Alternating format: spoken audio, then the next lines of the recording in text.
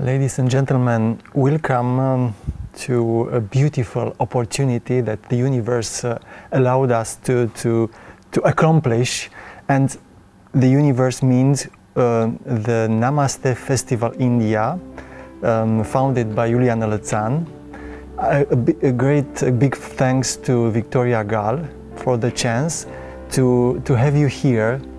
Swamiji, Swami Ananda Saraswati, you are a renowned teacher of Vedanta, of living our real stature, our real nature, in fact.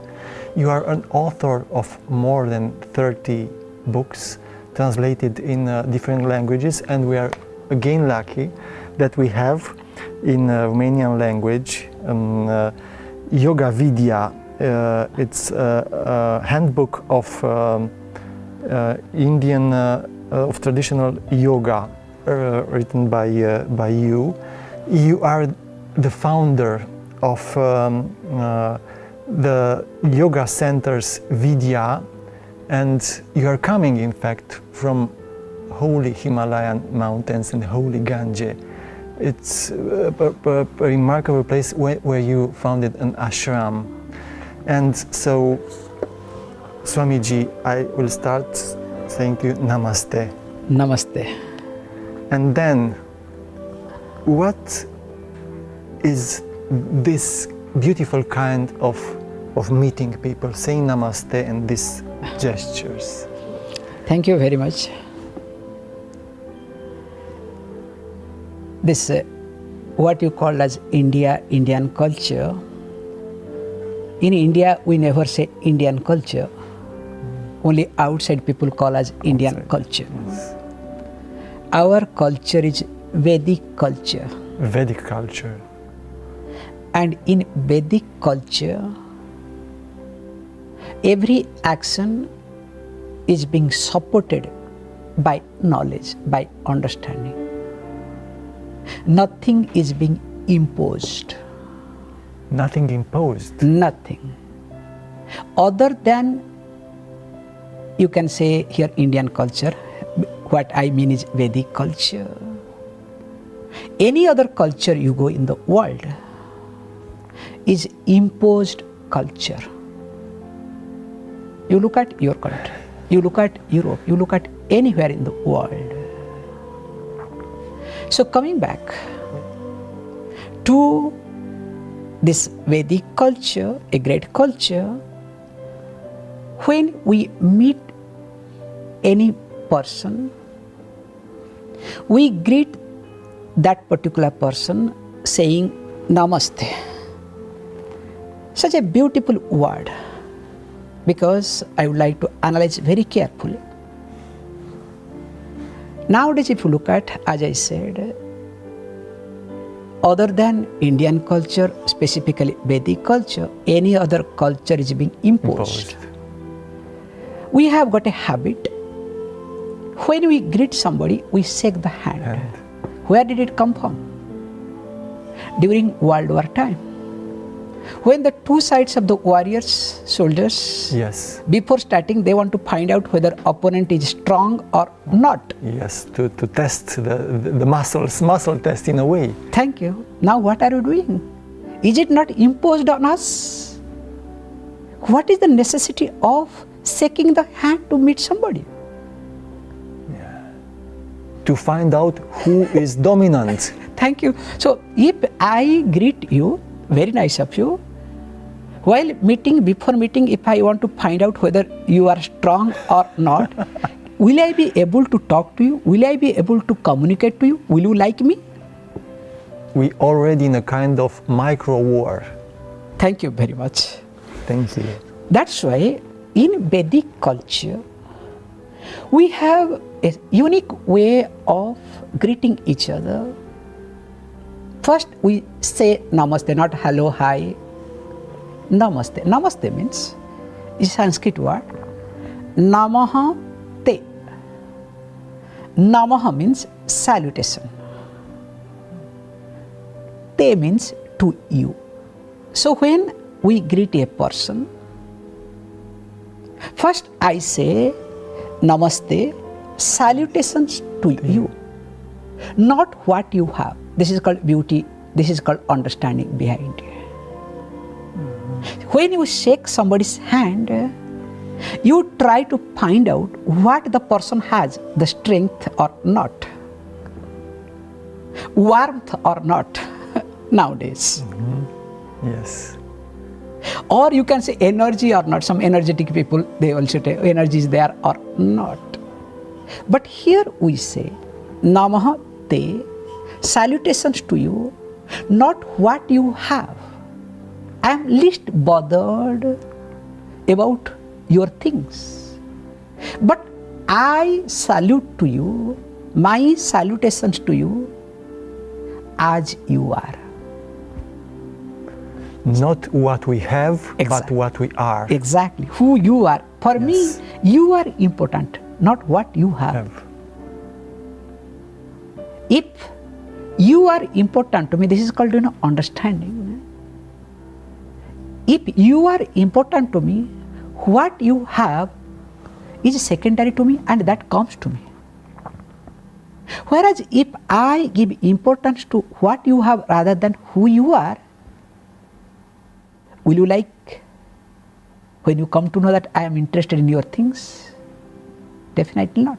Yes. That's why in Vedic culture, or you can say in Indian culture, Namaste means salutations to you. Then it's not verbally, just simply I am saying not lip service.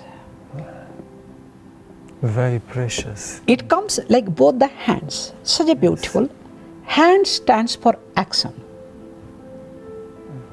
And we say right hand stands for free will, the present action. And the left hand stands for the destination, the blessing, destiny you can say. Now I bring both the hands together, my free will and psychology can say my present action, my subconscious mind together. My conscious mind and subconscious mind together, physically I am bringing together in the form of action. And I also bend down. Now when I appreciate, I acknowledge you as you are. And that is how we greet. When we greet in this way, two benefits happens. There are many benefits, but just let me start with two. Please. First thing is, I am appreciating you, I am acknowledging you, I am respecting you as you are. In return, you don't have any other choice to appreciate me as I am. So that less problem for me. Secondly, I don't have to shake my hand. I don't have to hug you. I don't have to do anything so that I don't encroach in your area, nor I allow you to encroach my area, my territory. Yes. Yes. And most important thing, when you really respect a person, always respect a person from a distance. You need not go too close. Whenever and wherever you have gone close, your respect goes away. Intrusion. Exactly. You need to give the space. And the maturity depends upon, please, this is the most important aspect. Yes. That person is a mature person.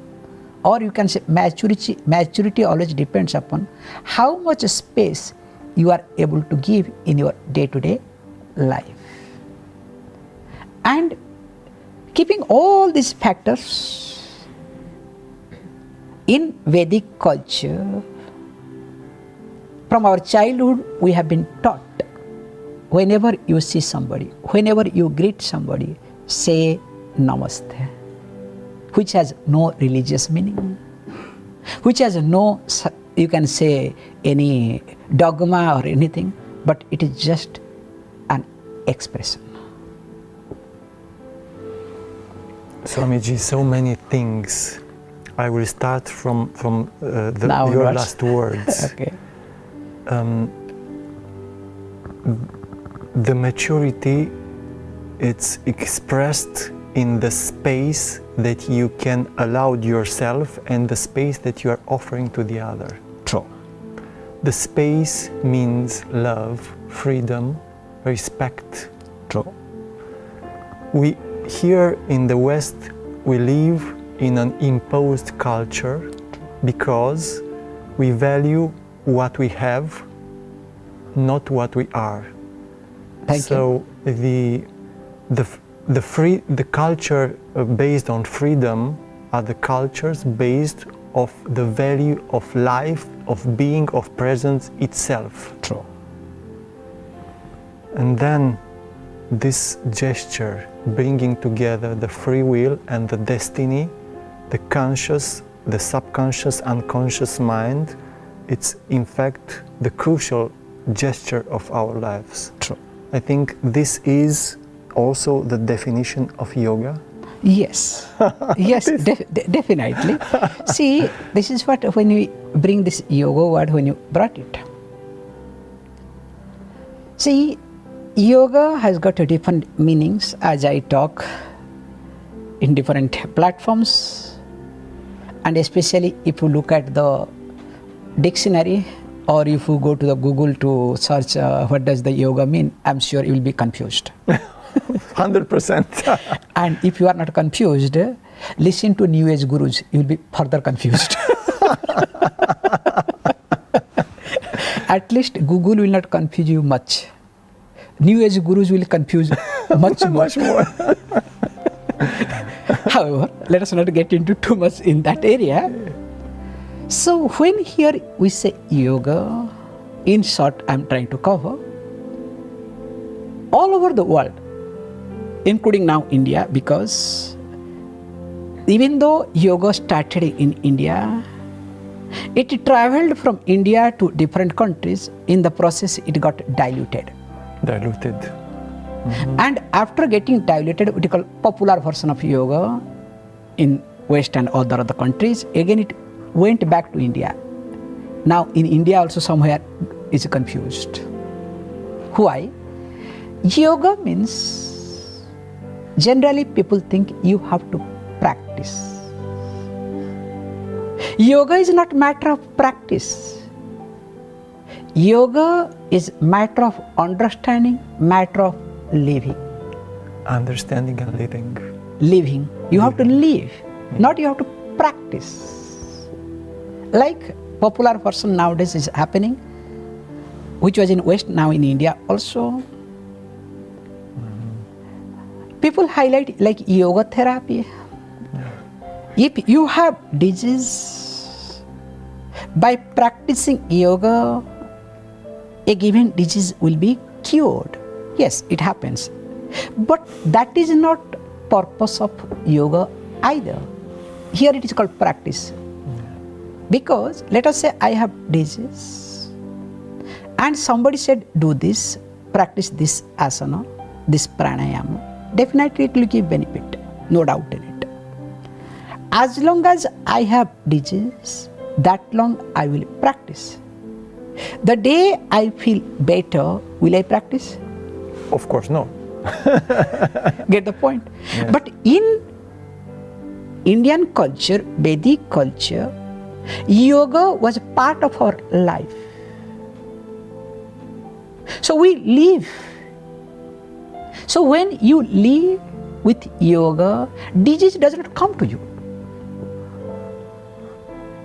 Can you see the difference? Why to invite disease, then practice yoga in order to get rid of disease? If you keep continuing, keep living, I won't say keep practicing, because any practice has got some pressure. Without pressure, no one practices. Whatever practice you may do. Yeah. A practitioner always has to go through pressure in life, either outside pressure or inner pressure. No pressure, no practice. Exactly. So, how long can you live in pressure? So, the practice has to be converted into living. And that can happen, or that will happen, when there is understanding. And yoga is all about understanding, not practicing.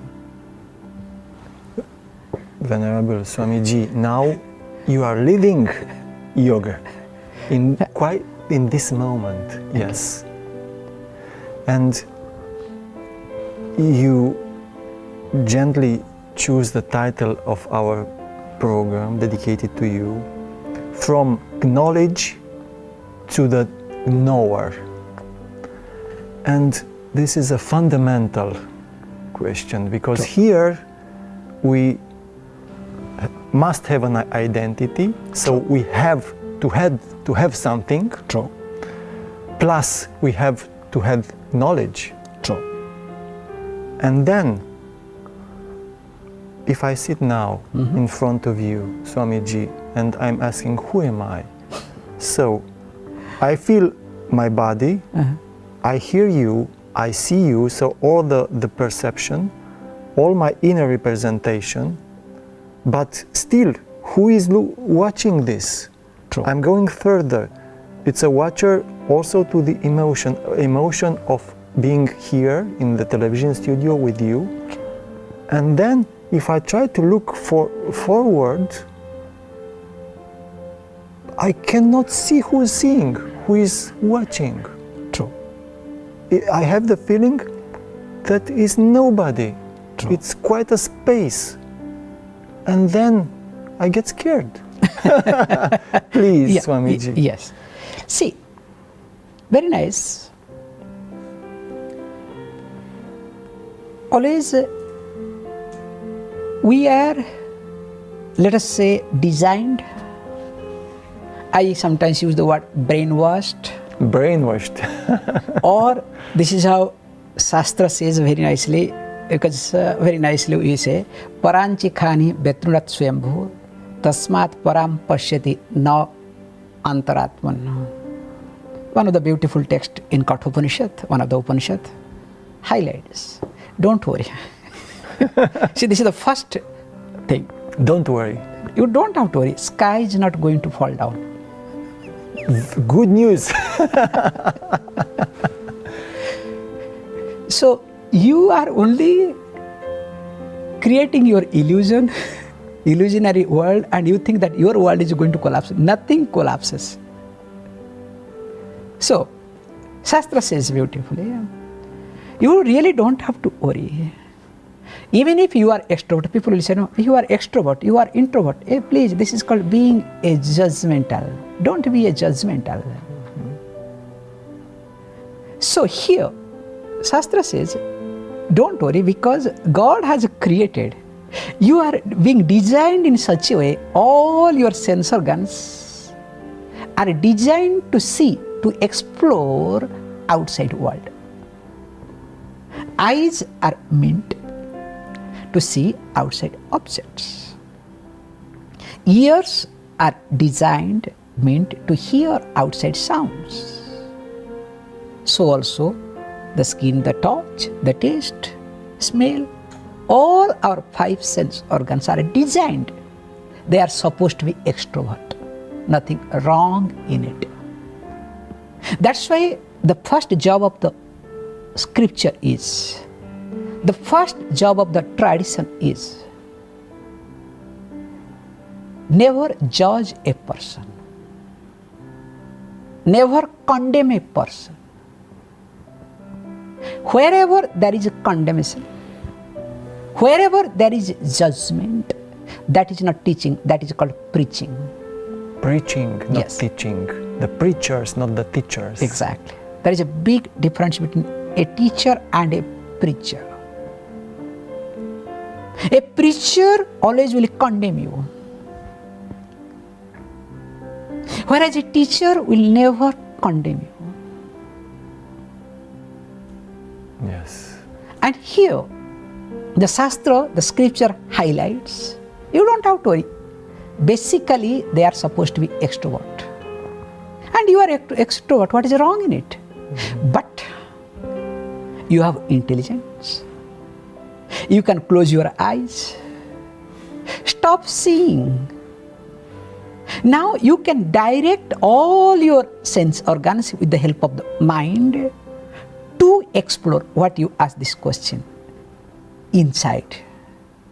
So when you do introspection, sometimes there is fear. But one has to learn this much.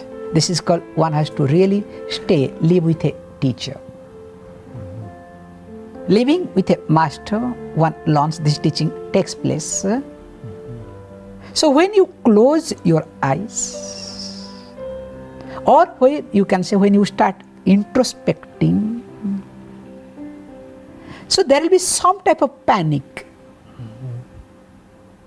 First panic is, this first attack is, am I in the right track? Second is, what people will think. Better go to a movie, maybe. I am odd man out. All these questions will come. If you do not have answer, if you are not able to resolve these questions, now the fear takes over. So here we say, whether you like it or not, you have to face yourself. If not today, tomorrow. We all are trained to face others. We all prepare ourselves from the morning onwards to face others. But do we really care to face ourselves? When I am not able to face myself here, let us say my worries, anxieties, desires, so on. If I am not able to face myself, how can I face others? Will it be possible? That's why we always struggle to face others. And when you struggle to face others, if you can manage somehow stress, if you cannot manage, you are scared. Yes. It's very simple. That's why we highlight. Learn to face yourself. If I ask, in a given day, how much time one spends for one's own self? Not even 5 seconds, maybe. Thank you very much.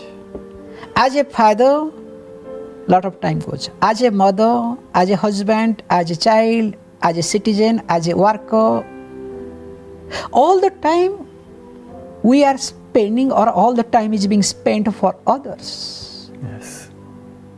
Yes, somebody told, no, I am spending 2 hours. I said, how? Taking bath and painting this body, makeup, this, that. I said, oh, I see. Are you doing for yourself or for somebody? Now, of course, for somebody. Because when I don't travel, I don't do makeup. So that means, if we spend all our time for others, not for ourselves, and imagine if others do not spend time for me, in return, what will happen to me? That is what happens to the society. Yes. I say, nobody spends time. Everybody invests time. Invest time, yes. A father never spends time. First I said spending, now I'm going one step ahead. A father never spends time for child. If you are really spending time without any return, you are spending. But is it so? Bank investment. Thank you.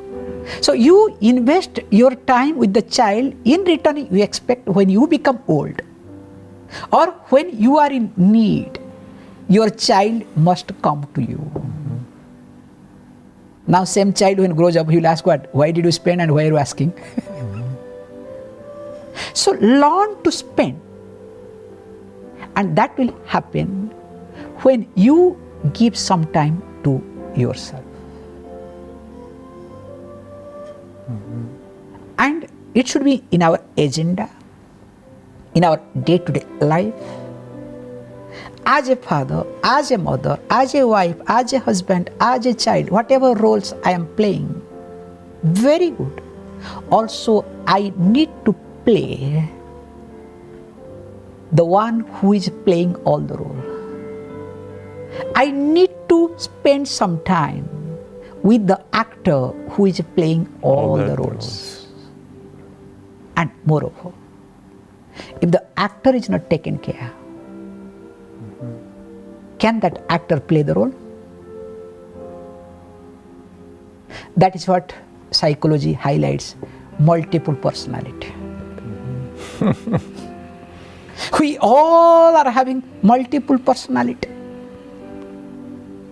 And that becomes strong when the actor is not being given due respect. Yes, the knower. Exactly. Who is the knower then?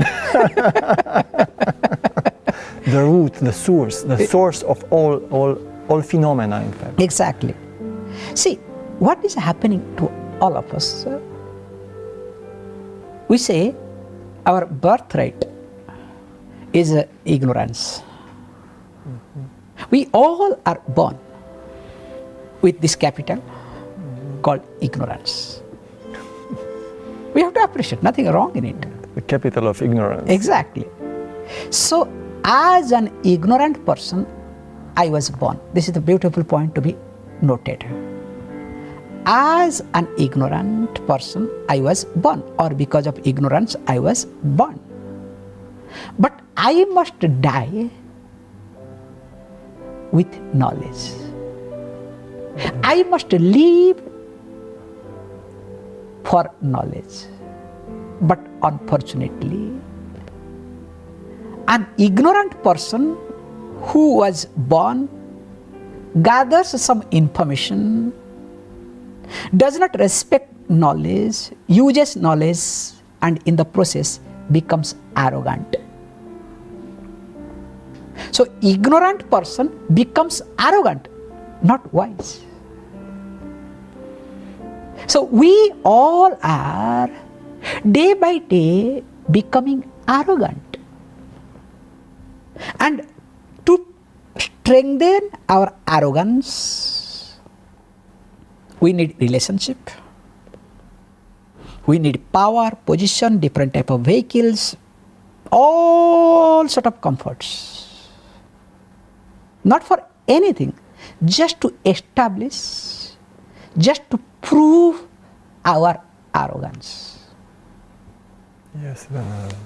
Do you know who am I? I am great. Attributes. Yes. So maybe in this way, you may love me, you may appreciate me. Otherwise, I'm nothing. Thank you very much. See, it's very simple. Let us say I am putting it to you directly. If I love you because you happens to be hosting this program, directly putting you. Now, once this program is over, will I care for you? No, of course. I have no value. Exactly. Maybe if I will invite you next time. Thank you, very practical. I will. Shall I invest in this relation? Maybe have an interest. Exactly. Yes. That is how present day relationship. Yes.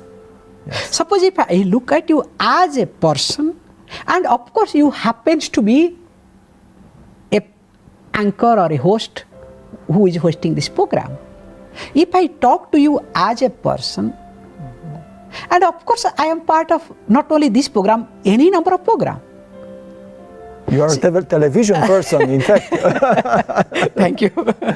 So you get the point, how it moves in life. Yes. So I need to relate with a person, not with the power position. Yes. For me, if you ask me personally, I don't relate with anybody's power and position. I always look at a person as a person, how helpless is or how strong is, both way. If I do not know who you are, Swamiji, Yes. so if I don't have that conceptual box in my mind, True. knowing that you have so many qualities, True. so who am I looking to? Yeah, that is So true. if I don't know myself, who am I? True. I don't know to whom I look. So this is emptiness inside and outside. Thank you. That's true. Exactly. Nicely you pointed it out. All our life is being wasted trying to prove whatever wrong things we have within ourselves. They say very nicely, the way I am, accordingly I attract people and situation. Law of cause and effect. Thank you. So, if I am confused, I attract all confused people and confusing surroundings. Yes. They say very nicely, psychologically, they say, Yeah. when a person is depressed, a depressed person will love to wear black dress. Very rarely you will find that person will choose a light Colorful, yes. colorful Yes. dress. Yeah. Doesn't work. Not only that, we love to arrest oneself in the house and the house will be dark. Everything related to To darkness. darkness.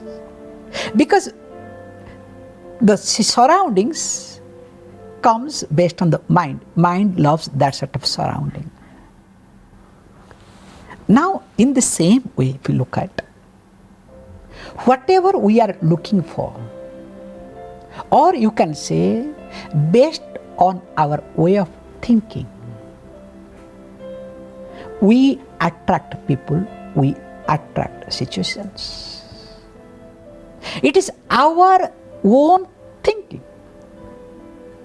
You can think of yourself. Just a second, you change your way of thinking, you will discover the whole scenario will change.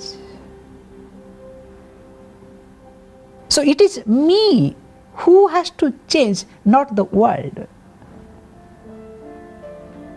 And that is how one has to know one's own self.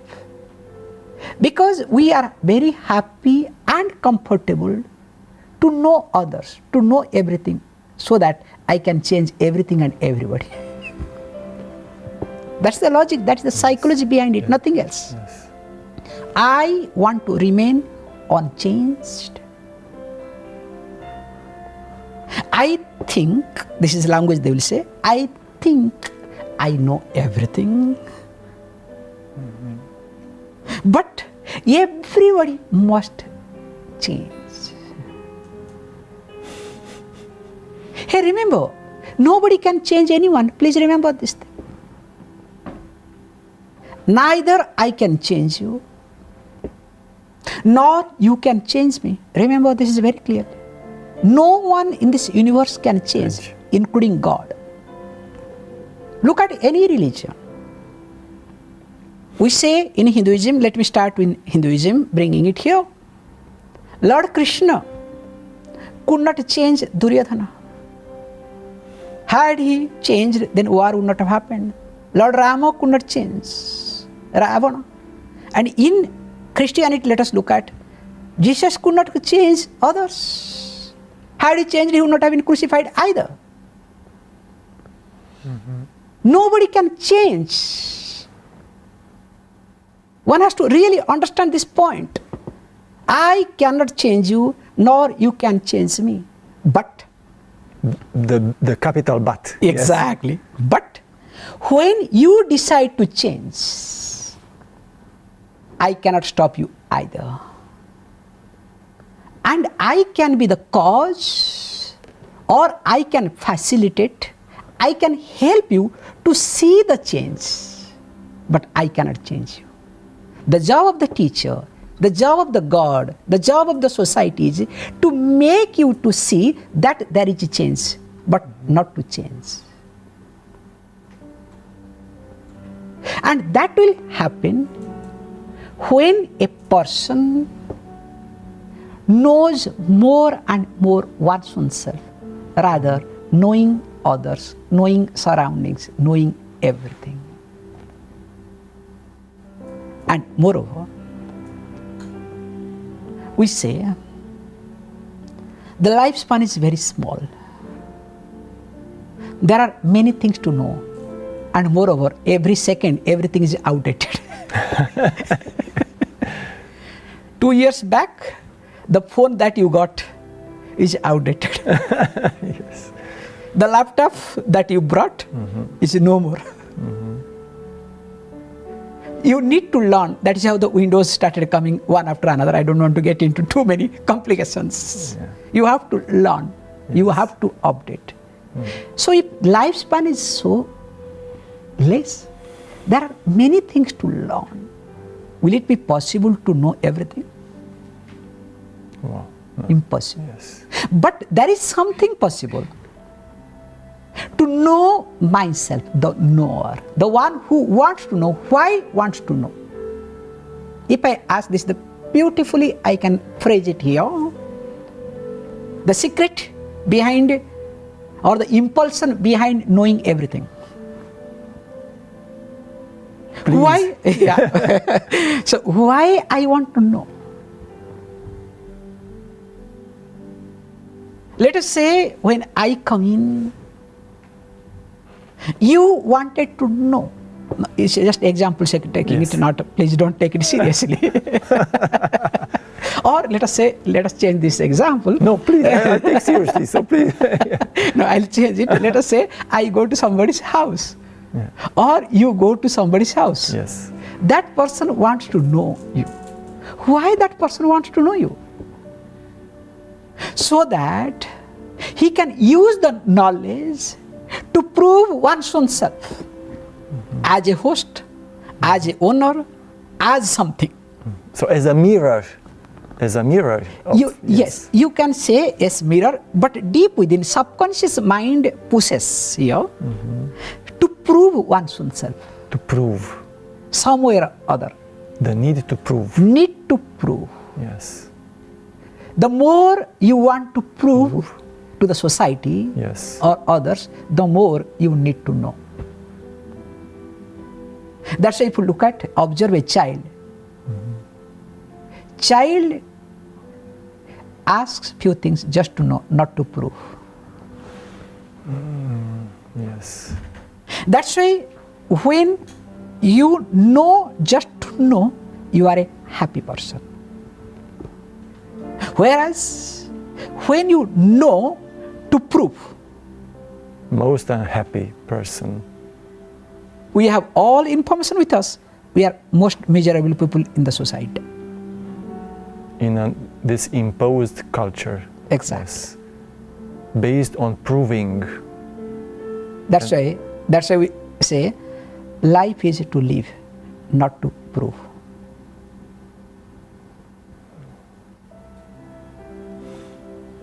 Live your life. Unfortunately, when I cannot live my life, I end up proving. Yes. In relationship, in the outside world, everywhere, I end up proving and proving. But I forget. The more I prove, the more I become a loser. Does it happen or not? A loser, yes. especially in relationship, close relationship with wife and husband, let us say, with parents and children. If you try to prove, yes, you will be successful in proving. In reality, the result, the consequences, what happens? You become a loser or not? Yes. In a relationship, you must not waste your time to prove. Suppose as a husband, I want to prove in front of my wife, I am the best. Or as a wife, I want to prove in front of my husband, I am the best. What will happen? That husband will leave me and run away. Even though I'm the best. Exactly. Okay, you be best, be with you. Yes. So in a relationship, you cannot waste your time to prove. Who are you to prove? And moreover, an insecure person always wastes time to prove oneself. Yes. Insecure because I spend no time to see who am I. Exactly. So all the time I am engaged in the outside activities. Equal insecurity. Exactly. And I make it worse sometimes. So it is a vicious cycle. I get into the whirlpool. And Yes. remember, once I am caught in that whirlpool, I need someone, say help, God bless Give you, a hand. who has to really, literally lift me from that whirlpool. Yes. They are the role of a teacher, as I was hinting. Not of the preacher. Exactly. The teacher literally lifts you. Yes. Uplift us. And I think, Swamiji, that we only have 2 minutes. From Okay, thank you. And you uplift all of us. Thank you. You have quite a remarkable presence and a complete and remarkable way of being and presenting, from the heart soul to the most refined logical conceptual way. Thank you. I recommend to maybe to all 7 billion people to come to meet you. Thank you very much, very kind of you. Yes, a better world. I think this program contains all the life instruction that we need. That's why one small thing I would like to highlight. Same point. In our life, let us not waste to change others. Let me spend some time to change myself. If I can change myself, there is no need of changing anyone. Let the world continue as it is. If I am changed, it's like if the weather is bad, do you cover yourself or do you heat the atmosphere? Mm-hmm. You protect your body. Yes. You put layers after layers dress. Yes. Let the weather be bad. Let it be minus 20, 30. How does it matter to you if you are well protected? Yes. Yes. That is called changing oneself. If you change, let the world continue as it is. You will enjoy the world. Whereas if you keep changing others, even if the world is the best, which is always the best, you are a waste for the world. Yes. Yes. Thank you. Thank you very much. Namaste. Namaste. Thank you.